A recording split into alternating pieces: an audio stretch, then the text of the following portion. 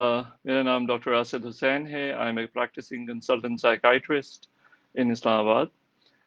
आज का जो टॉपिक है that's basically on bipolar bipolar affective disorder, और उसके बारे में जनरली मैं चाह रहा था कि बात करना कि व्हाट इट इज़ एंड किस एज ग्रुप में प्रेजेंट हो सकता है, और उसके क्या साइन एंड सिम्टम्स होते हैं, और हम फिर ट्रीटमेंट कैसे करते हैं। सो बेसिकली जो भी ज्वाइन कर रहे हैं, अगर वो अपने कमेंट्स लिख सकते हैं, सो दैट आई नो कि भाई अगर उनका कोई स्पेसिफिक क्वेश्चन हो regarding the bipolar, I can answer that as well. Now bipolar जो है, that as the name says bipolar. So basically bi means two, polar is two poles, and इसका होता है कि मूड जो है उसमें उसके दो पोल्स होते हैं। तो एक अगर ये आप देखेंगे this is a normal mood state, अगर आप नीचे की तरफ जाएंगे तो that's a depressive phase. Equally लोगों को कभी कभार वो नॉर्मल मूड स्टेट से ऊपर जाते हैं, जिसमें हम उनको कहते हैं हाइपोमेनिया और mania, depending on the severity and the number of symptoms. So bipolar affective disorder is unfortunately condition which occurs 100 में से एक इंसान मुतासर हो सकता है। यूजुअली हम उसको देखते हैं यंग एज में, अबाउट ट्वेंटीज, अर्ली ट्वेंटीज में उसकी ओरिजिन देखते हैं। बट ये जो है it can occur later in life as well, and but that is uncommon. But I've seen some cases. कभी कभार ऐसा भी होता है कि a person is presenting with symptoms, क्योंकि वो mild होते हैं तो कभी वो detect नहीं होते, and as the symptoms get more severe वो और सख्त हो जाते हैं, तो उसमें फिर और ज़्यादा जो मरीज़ हैं वो ज़ाहिर है फिर उनको सफरिंग शुरू होती है, एंड उसकी वजह से फिर वो डॉक्टर की हेल्प सीख करते हैं। राइट। तो बाइपोलर जो है उसमें अगर हम ऊपर वाली फेज की बात करें तो उसके अंदर हम देखते हैं कि लोग जो हैं वो उनकी नींद की उनको फील होता है कि उनकी नींद की ज़रूरत नहीं है। It's very important to differentiate कि भाई नींद नहीं आ रही और नींद की ज़रूरत नहीं है। बाइपोलर में जब लोग ऊपर की तरफ जा रहे होते हैं तो उनको लगता है कि उनको नींद की ज़रूरत नहीं है, दे फुल ऑफ एनर्जी। उनको दे टेक बहुत से प्रोजेक्ट्स एक साथ ले लेते हैं which they are unable to, people know कि they are not be going to be able to finish it, मगर वो उसको ले लेते हैं। एंड उसके बाद फिर ये होता है कि और भी सिम्टम्स आते हैं। कभी कभार वो ऐसी डिसीजंस ले लेते हैं जिसकी वजह से जो बाद में जब वो रिकवर करते हैं दे रिग्रेट दोज डिसीजंस। अब वो क्या हो सकती है? Because they're full of energy, their mood is high, वो पैसे बहुत से उड़ा सकते हैं ऑन बाइंग एक्सपेंसिव थिंग्स जो उनको ज़रूरत भी नहीं थी। मगर बस वो बीमार थे तो दे टुक द डिसीजन। वो प्रोजेक्ट्स मल्टीपल ले लेंगे जो हम पता होगा कि भाई there is no way practically कि वो हो सकते, मगर they will be doing it. उसके अलावा जो है वो जो कभी कभार अनफॉर्चुनेटली दे बिकम डिसइनहिबिटेड।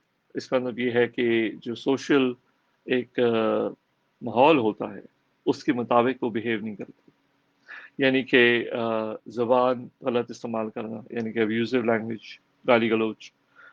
उसके अलावा जो है डिसइनहिबिटेड का मतलब ये होता है कि मेल फीमेल से जानता भी नहीं होगा मगर अननेसेसरली गलत एंगेजमेंट वो कर रहे होंगे, यानी कि कभी उनको गलत अल्फाज बोल देंगे। And in extreme cases people also take off their clothes. तो अब ये सब चीज़ें जो हैं मरीज अनफॉर्चुनेटली क्योंकि इतना बीमार होता है, दे डोंट नो कि ये सब जो मैं कर रहा हूँ दिस इज राइट और wrong. And as I have explain, जैसे मैंने पहले अपनी टॉक्स में कहा है कि जब ब्रेन बीमार हो जाता है तो दूसरे लोग ही देख सकते हैं कि वो बीमार है। इंसान खुद रिकग्नाइज काफी देर के बाद करता है कि जब इलनेस या तो बहुत ही हल्की हो जाती है या खत्म हो जाती है कि हाँ मैं उस वक्त बीमार है, क्योंकि कुछ मेमोरीज रह जाती है फिर उनको याद आता है कि यार इस तरह की मैंने डिसीजन कर ली थी या मैंने इस तरह कर लिया था। इसलिए जब मीनिया से लोग नीचे भी आते हैं तो दे सफर फ्रॉम गिल्ट, उनको अफसोस भी बहुत होता है।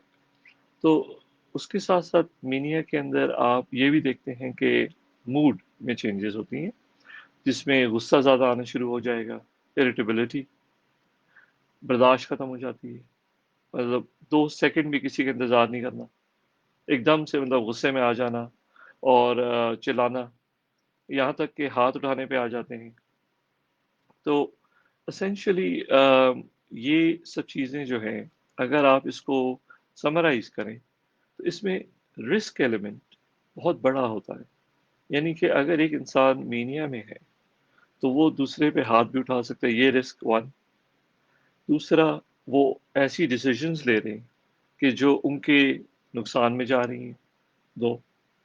तीसरा, क्योंकि इतने एनर्जेटिक हैं और नींद भी नहीं ले रहे, उनकी भूख भी उड़ जाती है, तो एग्जॉस्शन जो है वो सेट इन, यानी कि थकावट सेट इन जब करती है तो अनफॉर्चुनेटली एक्सट्रीम केसेस में it can become life threatening. इसलिए बहुत ज़रूरी होता है कि हम इनको अप्रोप्रिएट इलाज जल्द से जल्द दें। अच्छा, अब ये तो था ऊपर की साइड। नीचे की साइड जो है वो डिप्रेशन की साइड होती है। जैसे कि मैंने पिछली टॉक में जिक्र किया था डिप्रेशन के बारे में, सिम्टम्स आर सिमिलर कि मायूसी में होते हैं लोग, मूड लो होता है, एनर्जी लेवल्स लो हो जाते हैं, उनकी वो हर चीज़ के बारे में ओवर थिंक कर रहे होते हैं, परेशान हो रहे होते हैं, और ये रीज़न होता है कि वो अपने ब्रेन को रिलैक्स नहीं कर पाते, जिसकी वजह से उनकी नींद खराब हो जाती है। ये नहीं होता कि उनको नींद नहीं चाहिए, उनको नींद चाहिए, वो चाहते हैं कि सोएं, मगर उनका ब्रेन रिलैक्स नहीं हो रहा होता। ये बेसिकली एक अनफॉर्चुनेट सी चीज़ होती है। अच्छा, दूसरा, फिर उसके साथ साथ जैसे डिप्रेशन की अलामत और भी आती हैं कि भाई भूख, कुछ लोग जो है वो ज़्यादा हो जाती है या कम हो जाती है। इसके अलावा अगर हम और एक्सट्रीम पे जाते हैं तो फिर वहाँ पे नेगेटिविटी बहुत ज़्यादा सेट इन हो जाती है। नाउ याद रखिएगा कि अगर ये बाइपोलर के ऊपर की साइड जो कि हाइपोमेनिया या मेनिया हो या डिप्रेशन सिवियर हो, दोनों में साइकोसिस भी आ सकता है। अब साइकोसिस का क्या मतलब है? साइकोसिस बेसिकली वो होता है कि उनको आवाज़ें सुनाई देंगी जब वो चीज़ मौजूद ही नहीं है इर्द-गिर्द। उनको चीज़ें नज़र आ सकती हैं जो बाकी लोग देख ही नहीं पा देखने से वो मौजूद ही नहीं है। वो ऐसी चीज़ों में बिलीव करते हैं कि भई आप उनको सबूत भी दे रहे हैं कि ये ऐसी चीज़ नहीं है, मगर अनफॉर्चुनेटली वो उसको एक्सेप्ट नहीं करते। तो दिस इज़ बेसिकली अ साइकोसिस जो होता है वो चल रहा होता है। नाउ साइकोसिस में डेंजरस बात जो बहुत ज़्यादा होती है, और मैं हर मरीज़ से ये सवाल ज़रूर पूछता हूँ कि अगर मुझे वो कहते हैं कि हमें आवाज़ें सुनाई दे रही हैं, एंड अगर मेरे मरीज़ ये सुनेंगे या सुन रहे हैं, तो उनको पता है कि मैं पूछता हूँ कि आवाज़ें आपको कह तो नहीं रही हैं कुछ करने को? क्योंकि कुछ लोगों को ये आवाज़ें, जो कि मरीज़ रियल समझता है, कहती हैं बुरे काम करने को, यानी कि अपने आप को मार दो या किसी और पे मार दो, किसी और को मार दो। ये बहुत हाई रिस्क सिचुएशन होती है, क्योंकि इंसान बीमार है एंड वो खुद कभी भी नहीं चाहता ये करना, मगर आवाज़ें उसको इतनी, वो कन्विंस्ड होता है कि उसको कन्विंस कर लेती हैं बार बार बोलना कि वो इस तरह की हरकत कोई ना कोई पेशेंट कर बैठते। एंड ऑल्सो देन आवाज़ें क्रिटिसाइज करती हैं, कभी कभार नेगेटिविटी, मरीज को उसकी बुराई करेंगे। एक से ज़्यादा आवाज़ होगी जो मरीज़ के बारे में बातें कर रहे होंगे, जिसकी वजह से मरीज़ सुबह और रात सफ़र कर रहा होता है। اور یہ یقین مانے جس کو ہو رہا ہوتا ہے اس کے لیے ایک جہنم کا ٹائم ہوتا ہے۔ اسی طرح جیسے میں نے ایک ٹرم ہے ڈیلوژنس، جس میں مریض کی ایک تھنکنگ بن گئی ہوتی ہے کہ بھائی فرض کریں کہ وہ انسان ہے، وہ میرے پیچھے پڑا ہوا ہے، حتیٰ کہ ایسا کوئی بھی نہیں ہے، ریالٹی سے کوئی تعلق ہی نہیں ہے، مگر اس کا بلیف بن چکا ہوتا ہے۔ تو مریض کیا کر سکتا ہے کہ اگر وہ انسان قریب آتا ہے، اپنے ڈیفینس کے اندر وہ اٹیک کر لیتے ہیں، یہ جانتے ہوئے کہ بھائی یہ مجھے ہارم پہنچائے گا، حتیٰ کہ اس میں ریالٹی نہیں تھی۔ میں نے ایسے بھی مریض کیے ہیں جو بیسکلی تکیے کے نیچے گن یا چھری رکھے سوتے، بیکاز ان کا جو یہ خیال ہے وہ اتنا سخت ہو چکا ہے کہ انفارچونیٹلی یہ سب چیزیں جو ہے اس میں وہ بلیف کرتے رہتے ہیں، اینڈ وہ اب ان کی لائف کو ٹیک اوور کر چکا ہوتا ہے۔ تو یہ ہے سائیکوسس جو مینیا اینڈ ڈپریشن دونوں میں ہم دیکھی جا سکتی ہے۔ اچھا، اب بائیپولر جو ہیں کیا علاج شدہ ہے یا زندگی بھر کی بیماری ہے؟ یہ ذرا ڈیفیکلٹ کوشچن ہے۔ ریزن بینگ کہ بائیپولر کو آپ سمجھ لیں ایک اسپیکٹرم پہ ہے۔ کچھ لوگوں کو بہت ہی ہلکی علامات ہوتی ہیں، اسی بات کا میں نے ذکر کیا تھا شروع میں کہ مطلب اتنی ہلکی ہوتی ہیں کہ وہ ڈیٹیکٹ بھی نہیں ہوتی۔ دوسرے لوگ سمجھتے ہیں کہ چلے اس کی پرسنالٹی ہے، یہ کبھی کبھار تیز بول جاتا ہے یا کچھ ایسی ڈیسیژنس کر جاتا ہے، پرسنالٹی ہے۔ بٹ ہوتا یہ ہے کہ وہ علامات برین کو ڈیمیج کر رہی ہوتی ہیں، اینڈ اوور دا ایئرس جیسے جیسے وہ بندہ بڑا ہوتا ہے، کیونکہ برین کو ڈیمیج ہوتا جا رہا ہوتا ہے، بیماری اور سخت ہو جاتی ہے، and then the symptoms get more severe, وہ اور سخت ہو جاتے ہیں، اینڈ دین پیپل ریئلائز نہیں یار یہ تو نارمل نہیں ہے، یہ ان کو ہیلپ کی ضرورت ہے۔ تو پھر وہ ڈاکٹر کے پاس لے کے جاتے ہیں، اینڈ وہ ان کو ہیلپ دلانے کی کوشش کرتے ہیں۔ انفارچونیٹلی آپ جیسے کہ جانتے ہیں، جیسے میں نے بولا کہ پہلے کیونکہ مریض اتنا بیمار ہوتا ہے کہ اس کو تو پتہ ہی نہیں ہے کہ وہ بیمار ہے، تو جب آپ اس کو ڈاکٹر کے پاس جانے کا بولتے ہیں تو وہ تو آؤٹ رائٹ ریفیوز کر دیتے ہیں، کہتے کہ نہیں ہم نے جانا ہی نہیں۔ اور اگر آپ کسی بہانے سے لے بھی جاتے ہیں تو وہ کہیں گے کہ بھئی ہم ٹھیک ہیں، ہمیں دوائی کی ضرورت ہی نہیں ہے۔ تو مسئلہ یہ ہوتا ہے کہ خاندان کے لیے یہ ایک بہت ہی مشکل وقت ہوتا ہے، کیونکہ پاکستان کے اندر انفارچونیٹلی جو لاز ہونے چاہیے ایسے لوگوں کو مدد کرنے کے لیے وہ ایگزسٹ نہیں کرتے، اینڈ ہر ڈاکٹر پھر ایک الگ اسٹریٹجی سے مریضوں کو ہیلپ کرتا ہے، بٹ مطلب اس کے اندر اب یہی ہے کہ آپ جو ہے مریض کو کبھی کبھار آئی ہیو ٹو سے کہ میں خود فیملی کو ایڈوائز کرتا ہوں کہ کیونکہ ہم نے مریض کو بچانا ہوتا ہے تو کبھی کبھار چھپا کے دوائی دینی پڑتی ہے۔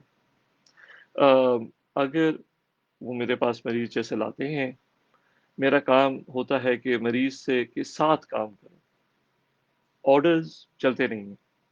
اولڈ وے آف ورکنگ، پرانا وے تھا کہ ڈاکٹرز اتھارٹی فگر تھے اور جو بولیں گے وہ بس ایک ورڈ ہوتا، نہیں ایسا نہیں ہوتا، مریض کے ساتھ کام کرنا ہوتا ہے۔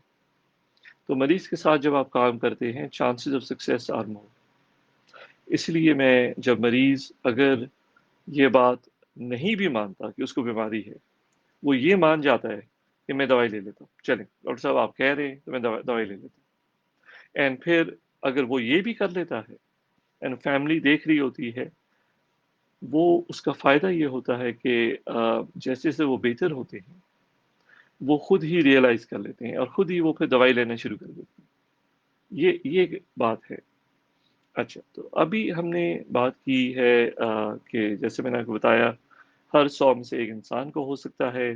ٹو سمرائز ارلی 20s میں اس کی شروعات ہوتی ہے یوزولی، مگر لیٹر آن ان لائف بھی آ سکتے ہیں۔ ہم نے مینیا ہائپومینیا کی بات کی، ہم نے ڈپریشن کی بھی بات کی۔ اب بائی پولر جو ہے جب میں نے اس کی بھی بات کی کہ وہ ایک اسپیکٹرم پہ ہے، कुछ लोगों को बहुत ही माइल्ड सिम्टम्स होते हैं। इसी तरह दूसरे एंड पे वो लोग होते हैं जिनको इतने सिवियर होते हैं, इतने सख्त अलामात होते हैं कि वो कंट्रोल में ही नहीं आ रहे होते। तो उनके लिए फिर हमें और एग्रेसिव ट्रीटमेंट की ज़रूरत पड़ती है। तो और कुछ लोग बीच में कहीं होते हैं। तो ये होता है स्पेक्ट्रम। दूसरी बात ये है कि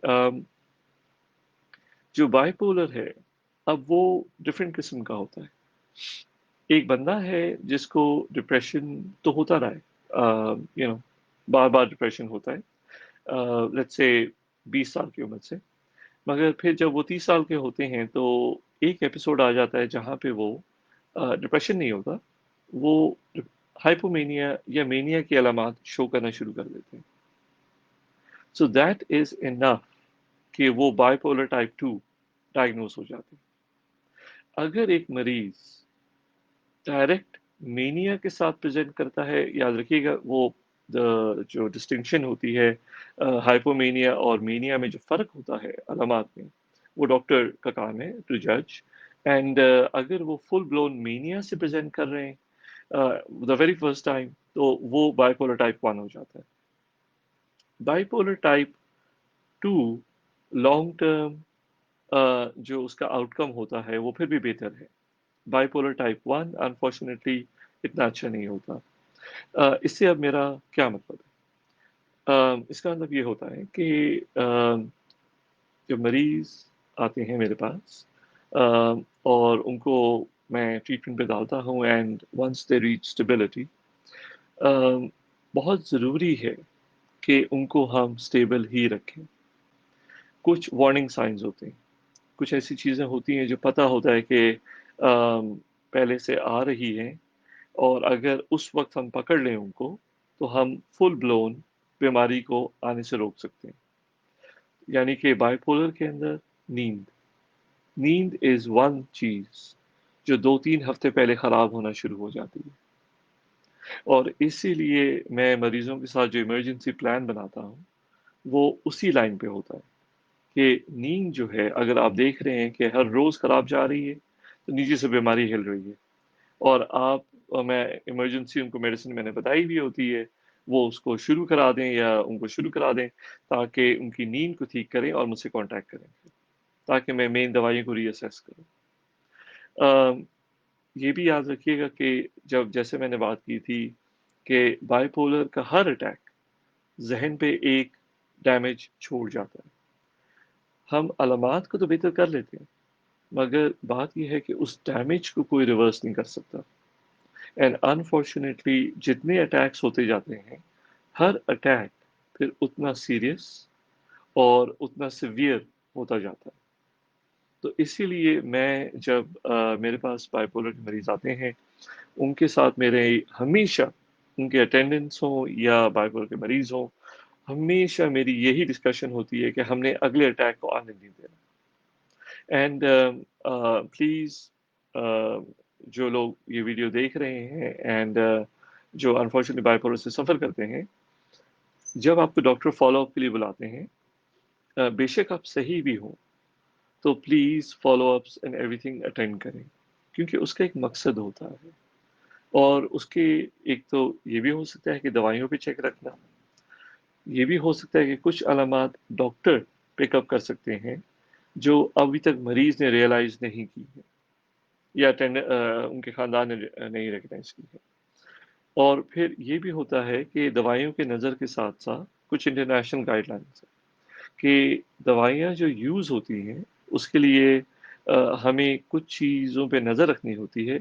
यानी कि ब्लड प्रेशर हो गया, वज़न हो गया, उनके ग्लूकोज लेवल्स हो गए, उनके कोलेस्ट्रॉल लेवल्स हो गए। ये one of some of them है। इसके अलावा डिपेंडिंग ऑन द मेडिकेशन और भी टेस्ट होते हैं। तो वो डॉक्टर का काम है मरीज को बताएं कि देखें, ये इसलिए है और आपकी हिफाजती के लिए है। इसलिए मैं पेशेंट्स को कहता हूँ कि आप टेस्ट बेशक कहीं से भी कराएं, मुझे फ़र्क नहीं पड़ता। एक अच्छी बस लेबॉर्ट्री से करवा लें, रिपोर्ट देखनी है मैंने। मेरा काम वही है।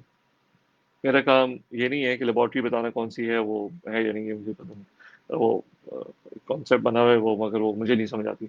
बहरहाल मेरा पॉइंट ये है कि इसीलिए फ़ॉलो-अप्स भी ज़रूरी होते हैं।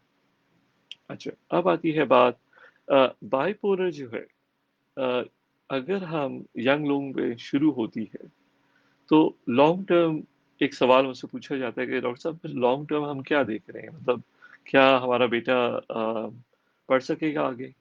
क्या ये अपनी ज़िंदगी नॉर्मल तरीके से गुज़ार सकेगा? ये बहुत से पेरेंट्स का मुझसे सवाल होता है एंड उनको मैं यही कहता हूँ कि अगर हम इनका सही ख़्याल रखें, इमरजेंसी प्लान बना के रखें, जो ख़ानदान है उनको भी नॉलेज हो बीमारी के बारे में थोड़ी-सी, तो कोई रीज़न नहीं है कि ये आगे पढ़ाई परस्यू नहीं कर सकते या ये आगे अपनी लाइफ़ में बाकी जो चीज़ अचीव करना चाहते हैं, वो नहीं कर सकते। वो कर सकते हैं। ऑल इट टेक्स इज़ कि बस हम उनको ख़्याल रखें at every step of the way कि उनकी सेहत ठीक रहे। ये बहुत इम्पोर्टेंट है। अब बाइपोलर जो है वो उसमें जो दवाइयों का यूज़ है डिबेटेबल है कि लाइफ लॉन्ग देनी है या ये एपिसोड ख़त्म हो तो हम बंद कर दें। देखें वो डिपेंड करता है कि बाइपोलर हुआ कैसे। उसके हो सकते हैं जेनेटिक फैक्टर्स यानी कि ख़ानदान में लोग हैं जिनको ज़हनी बीमारी है और जिसकी वजह से मरीज़ के अंदर वो जीन्स आते हैं या डैमेज आते हैं तो उससे बाइपोलर भी हो सकता है। And this also leads to जो केमिकल है उसका बैलेंस ब्रेन में ख़राब हुआ हुआ होता है एंड थ्रू मेडिकेशन हम वो बैलेंस को सही करने की कोशिश कर रहे होते हैं। तो जो 3 कॉमन हैं वो सेरोटोनिन है, नॉरएड्रेनालिन है, डोपामाइन है। यूजुअली नॉरएड्रेनालिन बाइपोलर के अंदर काफ़ी इम्पोर्टेंट है। सॉरी मैं बहुत ज़्यादा टेक्निकल हो रहा हूँ इधर। तो ये केमिकल का बैलेंस जो है वो भी एक वजह होती है। फिर जो ट्रिगर फैक्टर्स होते हैं, ट्रिगर के फैक्टर्स हो सकते हैं कि भाई एकदम से जॉब चली गई है, फाइनेंशियल प्रेशर आ गया है, ख़ानदान में अनफॉर्चुनेटली डेथ हो गई है या कोई और लड़ाई हो गई है जिसकी वजह से मरीज़ बहुत स्ट्रेस में आ गए। तो ये फैक्टर्स हैं जो एक तो बाइपोलर को कॉज़ करते हैं और फिर ट्रिगर करते हैं। इसके साथ-साथ कुछ मरीज़ होते हैं वो ड्रग्स इस्तेमाल कर रहे होते हैं। ड्रग्स से मुराद है कि यानी कि नशा इस्तेमाल करते हैं एंड वो भी इस तरह की अलामात लेके आ सकता है। Ice is one of them. तो मेरा पॉइंट ये है कि हमें मरीज़ को हर तरीके से काउंसल करना होता है कि देखें ये चीज़ आपके लिए ख़राब है और आपने अगर इस चीज़ों ये अलामात अगर आपको फ़ील हो रही हैं या ख़ानदान वालों को फ़ील होती हैं कि इस मरीज़ में आ रही हैं, तो ये एक्शन लेना है। इसलिए मैं बार-बार जब भी मेरे पास मरीज़ आते हैं, बहुत से 10-10 साल से ट्रीटमेंट करा रहे होते हैं, उनसे मेरा पहला सवाल ये होता है कि मुझे सिर्फ़ ये बता दें कि 10 सालों में आपको बताया क्या गया कि बीमारी का नाम क्या है? और वो बेचारे ज़्यादातर मुझे कहते हैं, "डॉक्टर साहब हमें पता नहीं कि नाम क्या है।" And that is wrong. मतलब वो आपका राइट है टू नो कि बीमारी का नाम क्या है। वो आपका राइट है टू नो कि दवाइयाँ जो मैं दे रहा हूँ, वो कैसे काम करती हैं। उसके लिए क्या-क्या मॉनिटरिंग की ज़रूरत है एंड आपका राइट है टू नो कि भई मैंने कब तक देनी है और क्या करना है। एज़ आई सेड कि जो जितनी देर लेनी है, वो डिबेटेबल है। इसलिए क्योंकि जिसको बहुत सख्त बीमारी हुई हो, उसका यूजुअली मैं चांस नहीं लेता। आई एडवाइज़ देम दैट यू आपको ज़िंदगी भर ये दवाई लेनी पड़ेगी। देखें, ये वैसे ही है जैसे एक इंसान को शुगर है। शुगर का मरीज़ है, अगर वो परहेज़ नहीं करेगा, अगर वो दवाई छोड़ देगा, शुगर लेवल जो हैं, वो बढ़ जाएँगे। वो जिस्म के हर हिस्से को डैमेज करते हैं। वो डॉक्टर के पास जाते हैं, वो दवाइयाँ फिर से बेहतर कर देते हैं, शुगर को कंट्रोल में तो ले आते हैं, मगर जो डैमेज कर गई होती है sugar in the mean time, उसको तो वो डॉक्टर रिवर्स नहीं कर सकते। इसी तरह ज़हनी बीमारी बाइपोलर भी है। तो मैं बस जो मेरे जितने भी मरीज़ भी हैं या فیملی کے اٹینڈنٹس ہیں جو سن رہے ہیں، ان سے میری یہی ریکویسٹ ہے کہ it is very very important کہ جو دوائیاں ہیں وہ وقت پہ دی جائیں، فالو اپس وقت پہ کیے جائیں، ٹیسٹ جو ایڈوائز کیے جاتے ہیں وہ وقت پہ ہونی چاہیے، اینڈ آپ جو ڈاکٹر سے اگر اور معلومات چاہتے ہیں بیماری کے بارے میں تو ان سے پوچھیں، کیونکہ خود انٹرنیٹ پہ سرچ نہ کریں تو بہتر ہے انفارچونیٹلی، کیونکہ بہت زیادہ غلط انفارمیشن بھی ہے انٹرنیٹ پہ. مگر کچھ ویب سائٹس ہیں، ایک جو میں اکثر مریضوں کو بتاتا ہوں اس کا نام NHS چوائسیز ہے. جو میرے مریض ہیں وہ تو obviously اس کو جان گئے ہوں گے. وہ جو national health service of England جو ہے ان کا جو گورنمنٹ ہاسپٹل سیٹ اپ ہے اس کو NHS کہتے ہیں. انہوں نے مریضوں کے لیے ویب سائٹ بنائی ہے NHS چوائسیز. اس کے آگے آپ کوئی بھی بیماری کا نام لکھتے ہیں تو آپ سے علامات سے لے کے ٹریٹمنٹ تک ساری انفارمیشن آ جائے گی. اینڈ کیونکہ NHS خود مینٹین کرتی ہے، that is reputed website. یہ ایک جگہ ہے جو آسان لینگویج میں آپ کو وہ بتا دے گی. دوائی کے بارے میں اگر آپ جاننا چاہتے ہیں تو اگین آپ ڈاکٹر سے کہیں. میں پھر سے کہوں گا جو ڈبے کے اندر جو لیفلیٹس ہوتے ہیں وہ مریضوں کے لیے نہیں ہوتے، اس میں بہت سی میڈیکل ٹرمز ہوتی ہیں جو مریض کو اور پریشان کر دیتی ہیں.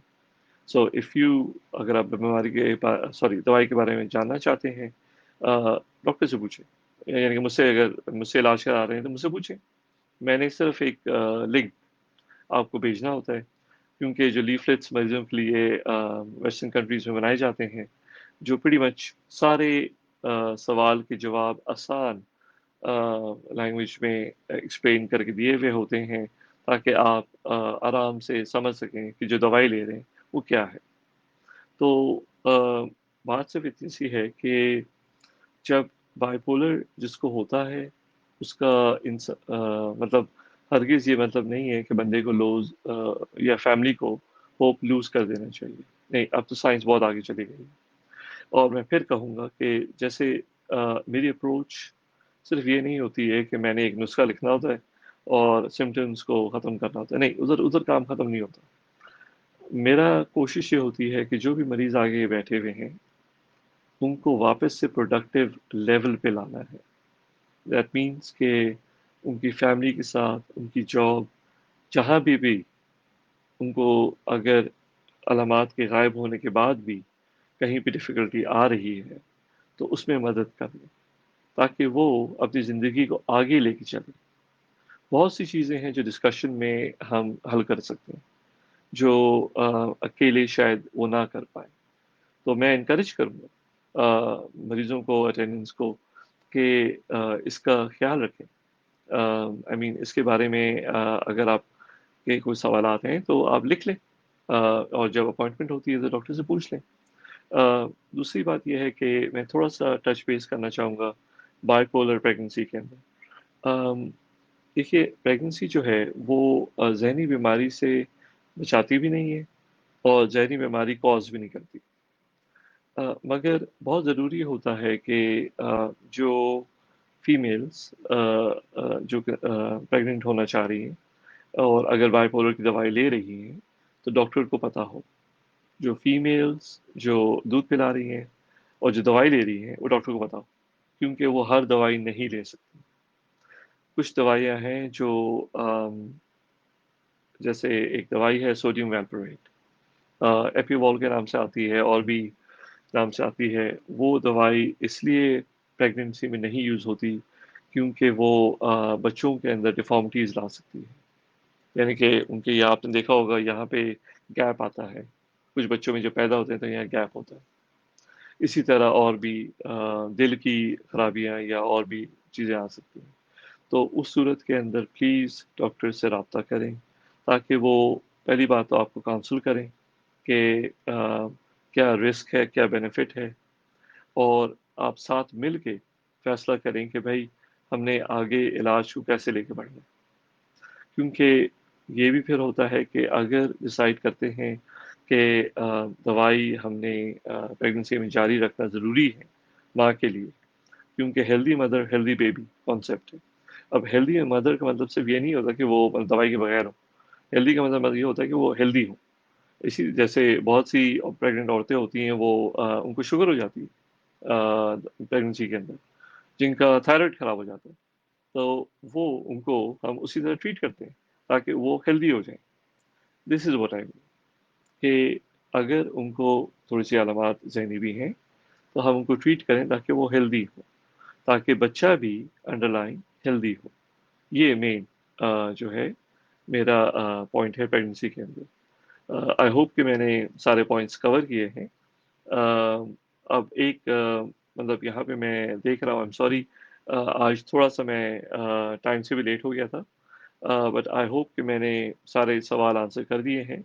ये वीडियो मैं अपने पेज पे अपलोड कर दूँगा end of course please do share it. ये अवेयरनेस की वीडियो है एंड मैं चाहता हूँ मेरा काम आई एम होपिंग कि इसके ज़रिए जहाँ तक हो सका लोगों में अवेयरनेस फैलाना। अम, एक सवाल यहाँ पे उनका है कि क्या बाइपोलर स्किज़ोफ्रेनिया में चेंज हो सकता है? No, no, the answer is simple no, ऐसा नहीं होता। बाइपोलर जो है अगर शुरू में डायग्नोज़ किया गया है, तो मैंने जैसे बताया कि जब वो एक्सट्रीम फॉर्म में होता है, तो हमें कुछ अलामात ऐसी नज़र आती हैं जो स्किज़ोफ्रेनिया से रिलेटेड होंगी, मगर इसका ये मतलब नहीं है कि बीमारी टर्न हो चुकी है टू स्किज़ोफ्रेनिया। नहीं, ऐसा नहीं वो होता।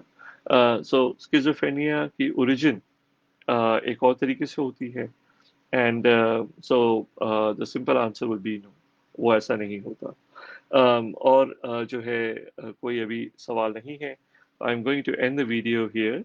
आप लोग सब अपना ख्याल रखिएगा एंड इंशाल्लाह इन अ फ्यू वीक्स अगर कोई और टॉपिक पे आप चाहें कि जो ज़्यादा इम्पोर्टेंट है आप लोगों के लिए, जिस पे मैं मालूमात का लाइव फीड करूं, तो प्लीज़ मुझे मैसेज कर दें ताकि मैं फिर उसके बारे में बात कर लूँगा इंशाल्लाह। एंड इंशाल्लाह सबसे मुलाकात होगी कुछ हफ्तों में। खुदा हाफिज़।